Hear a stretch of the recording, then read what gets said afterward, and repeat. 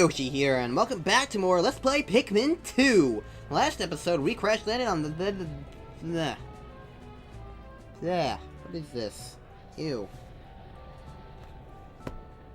Can we just start that over? Hey there! Ultimate Yoshi here, and welcome back to more Let's Play Pikmin 2! In the last episode, we crash landed in the Valley of Repose in our efforts to repay the debt of Hocotate Freight. In this episode, we are returning to the Valley of Repose to, do more of that. I don't know what repose even means, to be honest. But apparently this is a valley of it. Maybe it has something to do with snow, because that's all you can see from the eyes. I completely butchered that. That's all there is as far as the eye can see. That's something along the lines of what I tried to say. Good morning, workers! Ready for another day of toiling for the profit of your company? The Pikmin seem to still be asleep inside their onion. What lazy creatures. No wonder they lack the survival skills that they need to survive. Stand beneath the onion and press A to call them out.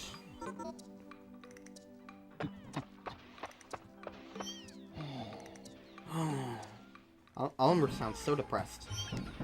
Alright. Let's get out of Pikmin with this fancy new graphic-y thingy. Come here, guys. Too early. And let's browse some more, because we need 35 to get passed into new stuff. If you recall correctly. I know I am, because I just saw it like 5 minutes ago. Let's leave Louie there to make things a little easy. And in the meantime, I will get the rest of these pellets. Attacking pellet posies right in the very center of them causes them to fall instantly, which makes things a little helpful in the case of the bigger ones, because, they take a little bit longer to kill than kill. Well, I mean, I guess they're plants, so technically they're dying. And then we're sucking the seeds right out of their lifeless bodies to make more things. Pikmin's kind of gruesome if you think about it. So let's just not think about it. Alright. Should be good. Not doing that. Anything over where Louie crashed? Nope, just a little thing of him in the snow. Alright. Louie, get to work plucking. Unfortunately, this isn't Pikmin 3 where Captain Nearby anything like this, any seeds, will just automatically do it without needing you to do it for you. Pikmin 3 did improve on quite some things. I will say that much. Locking Pikmin is so much fun! Alright. Nothing else over there. Our Pikmin are very slow. We need to get them up to flowers. If you remember from Pikmin 1, finding nectar and stuff will get them up to flower capacity, which makes them faster and stronger. There's also a bud capacity, but bud middle stage, but I never really see that. Oh, there's a unopened pellet posy up here. Let's hope it sprouts soon, because otherwise I'm gonna be leaving. What good timing! There, down, and Viola. Have more Pikmin to pluck. 40 Pikmin. It's gonna turn into like almost 50 pretty much.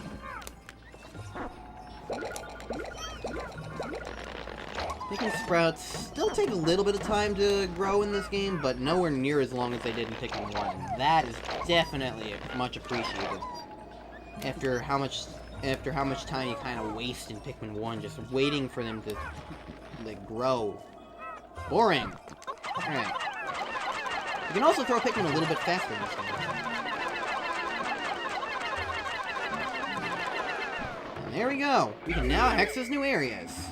You only ever need to push these cardboard boxes down once. Just in case you hadn't figured that out. Let's kill that dwarf red Bulborb.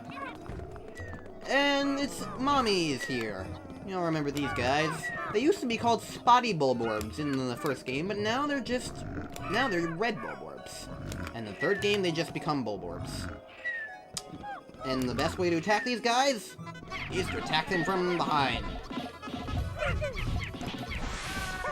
And if you need to, just get in a little bit of manual help with Olimar and Louie whacking their heads against them.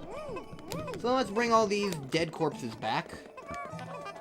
And any stragglers we have left, well... Yep. Louie, you go back this way. Over by the onion so that you can pluck seeds that spawn.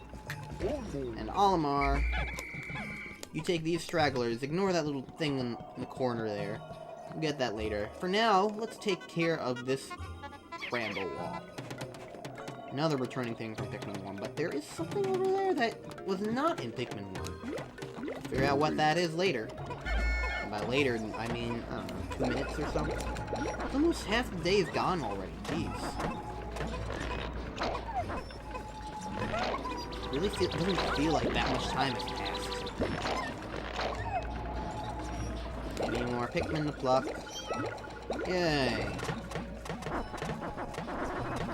One thing I really kind of noticed by starting this Let's Play again is how quickly it kind of just throws you into the action.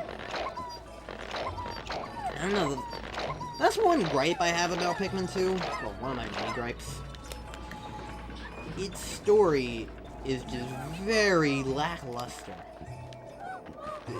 You go from trying to survive a horrible crash on a planet that's poisonous to trying to get money for your company that you work for. I don't know, it doesn't really quite sit well with me, I guess.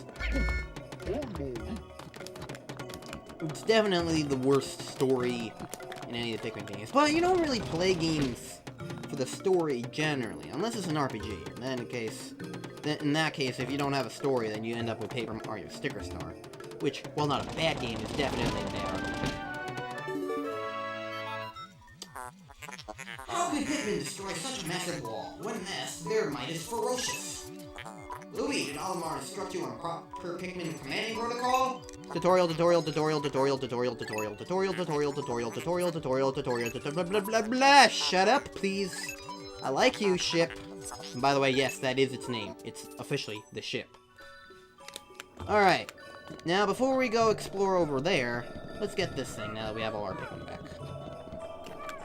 Unlike in the first game, it doesn't automatically tell you what things are when you get them. Instead, you kind of have to just wait until they come back. So, it looks like a crushed soda can. It kind of has a mouth that's going... Aah! Make of that what you will. Those Pikmin just... Yeah, I think those Pikmin just tripped. Thought that was fixed in this game. Apparently not. Apparently it's just Pikmin 3 that fixed it. Well, that's going as fast as it can, so, I mean, blah, blah, blah, blah. Nothing is really going on. Do I have anything to talk about? Well, there's water over here. We can't exactly go over there. I guess I can establish this little thing. Olimar's whistle is different from Louie's whistle. Also, they say their names when you switch to them. Olimar. Olimar has a very deep voice. Kind of throws me off, really. Wouldn't expect it to be so deep, I guess. But it is. Alright, that scrap metal is almost to the ship. Let's see how much it's worth!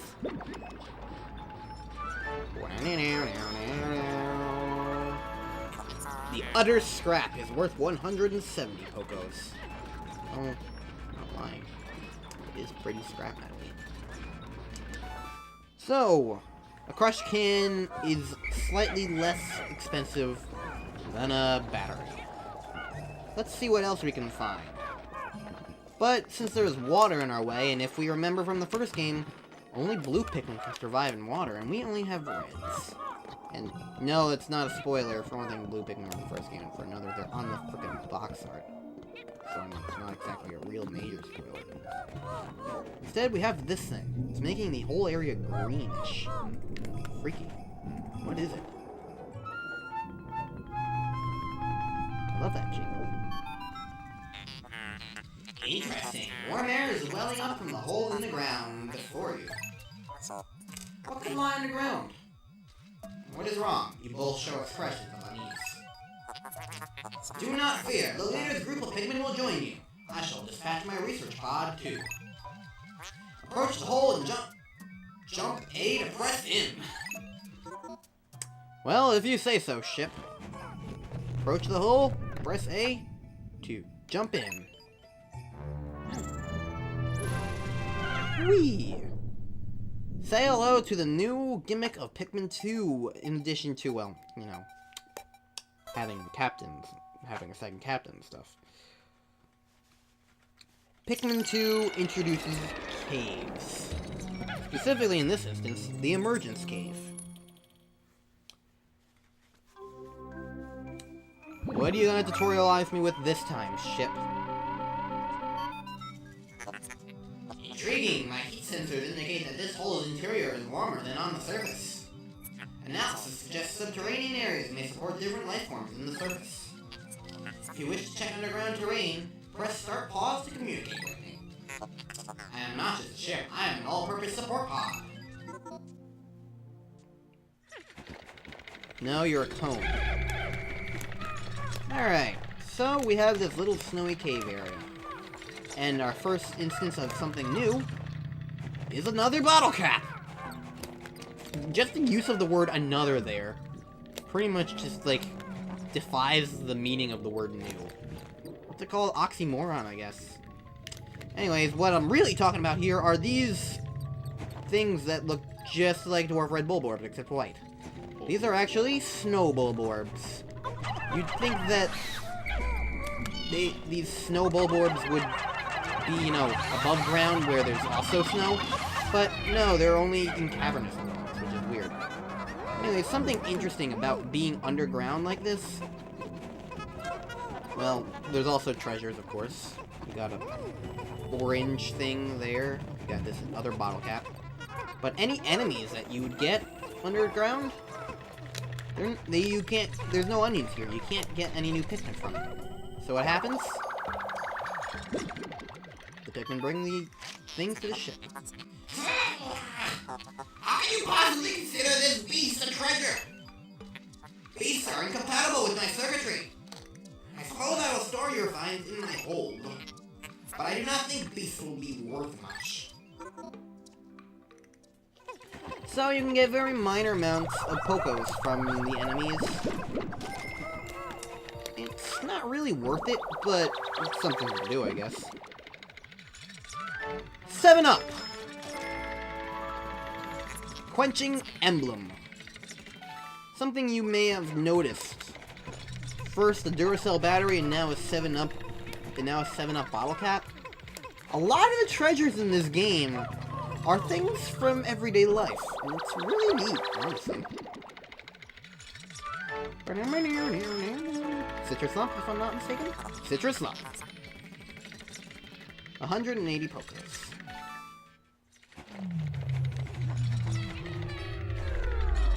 Hear that noise?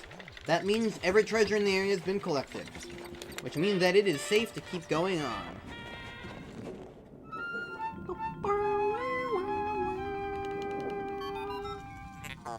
This hole appears to be quite deep. My sensors indicate more treacherous terrain ahead. Louie, do you recall that you can adjust the... Yes, these function just like the ones on the surface. I really don't see why they need to tutorialize that. Tutorialize is not a word, by the way. I say so. My word is law. But they do, and it's kind of weird. It's always kind of the issue with playing a game that's a sequel to another game. You get tutorials for stuff that you already know. But I mean, I also get why they do it. Because, I mean, it might be your first time ever playing through the game. It does get old. Final floor! So ominous, except in this specific cave, it's really not worth anything. Because the Emergence Cave is the very first cave, and it is kind of pathetic. All it's in it really are just these snow Bulborbs, and, well, you can see how big of a threat they are. We have this big globe here. It's America! It's shiny! It's inconceivable that such an immense object has been buried here for so long! The design on the outer shell resembles the surface of the planet as seen from space. Well, any little crypticness of the possibility of the Pikmin planet being Earth? Well, it's Earth! Perfect! 100% clarified. No getting around it now. It's Earth. We're on Earth. Perhaps this can be used for something other than salvage. But how will we ever lift it? I fear that even 100 red Pikmin will be unable to lift it. Well, I don't know how you can tell that from a glance, but we don't even have 100 red Pikmin with us. We only have 70. But let's find out, shall we? 101. How coincidental. I bet the ship was in on it. The ship seemed to know. So, how are we ever going to do that? This game keeps a lot of the same mechanics from the first one, and if you watch the first one, you know you can't ever have more than 100 Pikmin out on the field at once. So how are we ever going to get 101? Plus, we only have 70, and I got everything that you could possibly get. Well, there's your answer right up there. You might recognize... I missed the last syllable of recognize. You might recognize these. I didn't use them much in the first game. Here they are 100% important.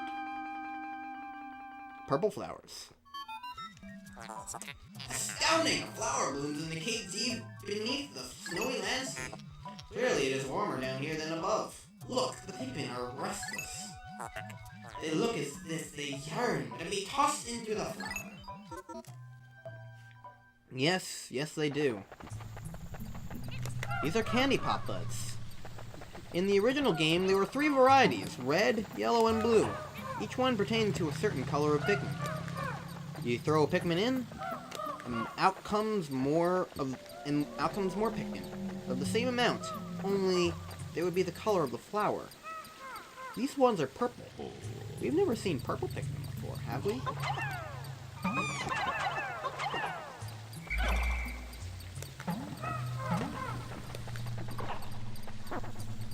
Well, now we have.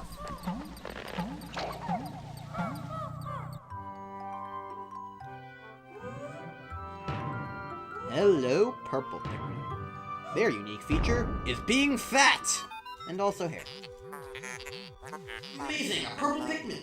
It has hair, and is quite stocky. It seems very heavy and strong. This kind of Pikmin was not mentioned in your report, Almar. It must be an entirely new type.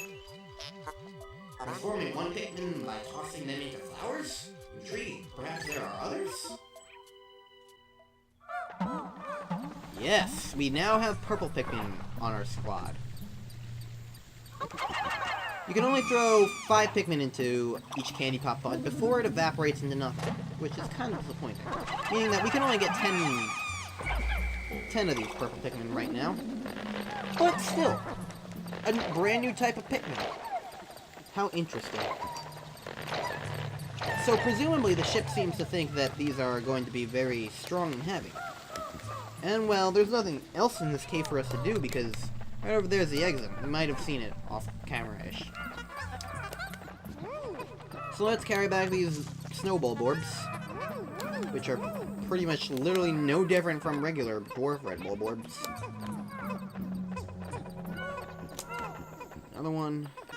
And here we have our globe half. It's also Russian. Let's see just how strong these purple Pikmin are. Very strong. Purple Pikmin are slow, but they have a lot of unique properties. They're probably the most useful Pikmin in the type in the game now, actually.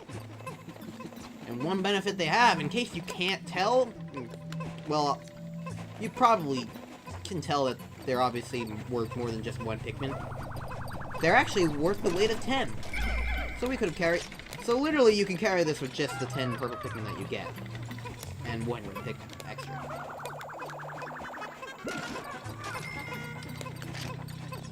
And so with that, we have met our purple Pikmin and learned at least one useful thing that they're good for.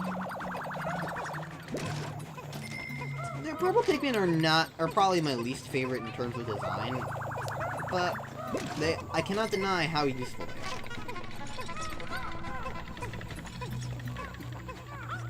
are. And voila! Not sure how that fit, but it did. We have the Spherical Atlas!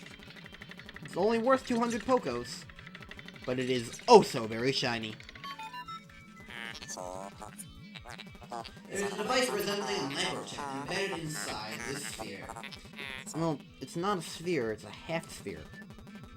I thought you were a computer. Retrieving data. Error. I can only decode a portion of the data, but I did receive new geographic charts. I will put this data into my planetary database and name it the Sphere Chart. Press start or pause to contact me and access the Explorer kit on the radar screen with L. Now we have this new data, you should explore the decoded territory tomorrow. Yes, this is how we unlock new areas to explore in this game. By collecting pieces of the globe. So obviously we just got half of it then. So I wonder where we'll find the other half. Who knows? Did it say something about Explorer Chart? Exploration Kit.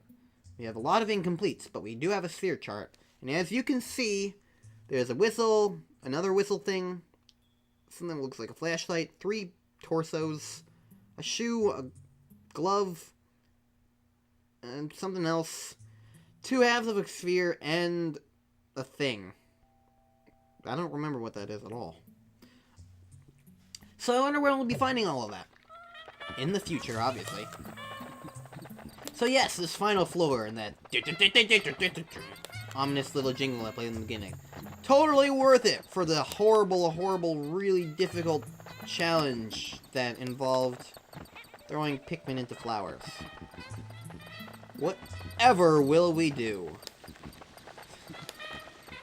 The final floor jingle is much more like worth it and necessary in other caves, because obviously there's more than one. Well, I guess not obviously, but yes, there are more than one. Actually, grammatically that would be there is more than one. Wait, what is that? Astounding! Water is shooting out of this geyser with incredible force. Sensors indicate it has enough power to launch you into the air. Approach it and press A to try. A.